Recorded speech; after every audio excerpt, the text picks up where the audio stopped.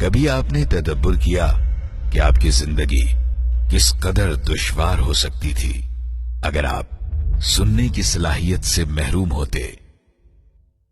کیا آپ نے کبھی سوچا کہ اگر آپ کے دو پاؤں جن پر آپ چلتے پھرتے ہیں آپ سے لے لیے جائیں تو آپ کی زندگی کتنی مختلف ہو جائے گی؟ کبھی آپ نے ان سب نعمتوں کے بغیر کی زندگی کے بارے میں بھی غور کیا؟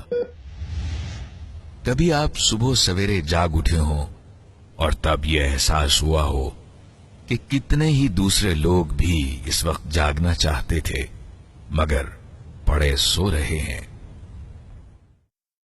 کبھی اللہ کی بہترین نعمتیں کھاتے ہوئے احساس بھی ہوا کہ آج کتنے ہی لوگ بھوک سے پلکتے رہیں گے؟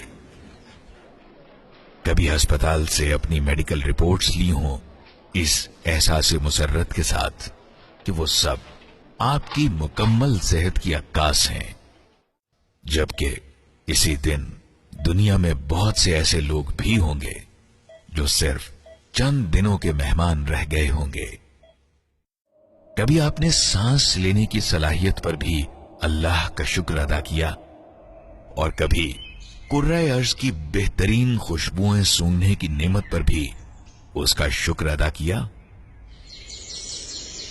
اپنے آس پاس کی سریلی آوازیں سننے پر بھی کبھی جذبہ شکر ابھرا؟ ہاتھوں سے اشیاء کو چھونے اور محسوس کرنے کی نعمت کا بھی کبھی احساس ہوا؟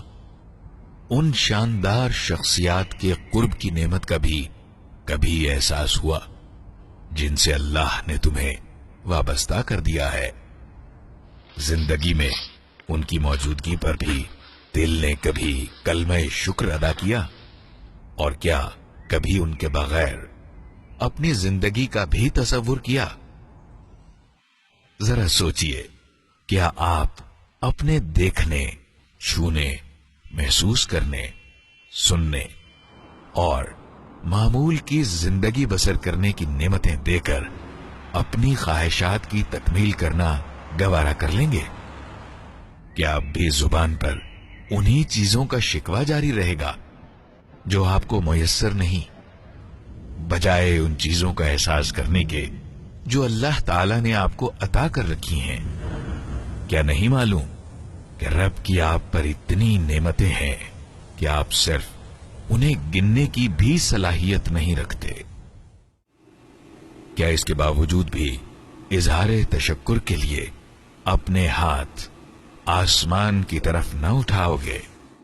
جنت اور زمین کے خالق کے حضور سجدے میں نہ جھک جاؤ گے؟